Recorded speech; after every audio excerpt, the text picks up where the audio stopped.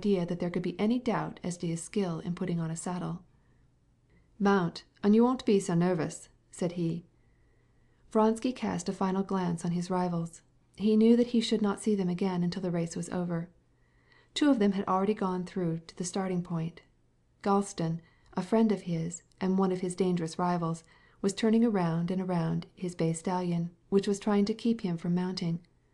A little Leib hussar in tight cavalry trousers was off at a gallop, bent double over his horse, like a cat on the crupper, in imitation of the English fashion.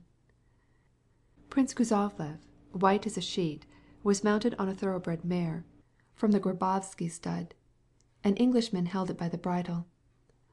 Vronsky and all his comrades knew Kuzovlev's terrible self-conceit and his peculiarity of weak nerves. They knew that he was timid at everything, especially timid of riding horseback, but now, notwithstanding the fact that all this was horrible to him, because he knew that people broke their necks, and that at every hurdle stood a surgeon, an ambulance with its cross and Sister of Charity, still he made up his mind to ride. They exchanged glances, and Vronsky gave him an encouraging and approving nod. One only now he failed to see. The most redoubtable rival, Makoitin, on Gladiator, was not there. "Don't be in haste," said Cord to Vronsky, "and remember one thing. When you come to a hurdle, don't pull back or spur on your horse. Let her take it her own way." "Very good," replied Vronsky, taking the reins. "If possible, take the lead. But don't be discouraged even to the last if you are behind."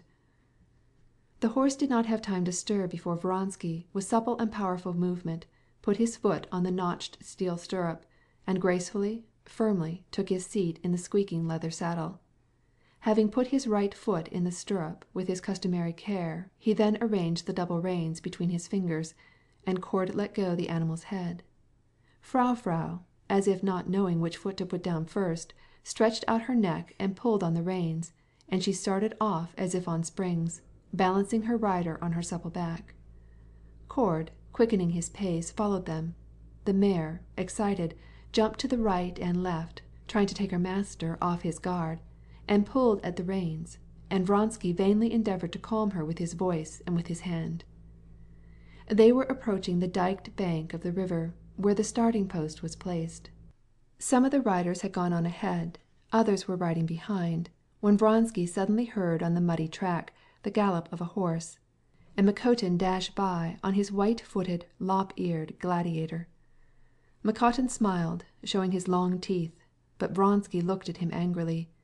He did not like Makotin any too well, and now he regarded him as his most dangerous rival, and he was exasperated at the way he galloped up behind him, exciting his mare. Frau kicked up her heels and started off at a gallop, made 2 bounds, and then, angry at the restraint of the curb, changed her gait into a trot, which shook up her rider. Cord was also disgusted, and ran almost as fast as Vronsky. Chapter 24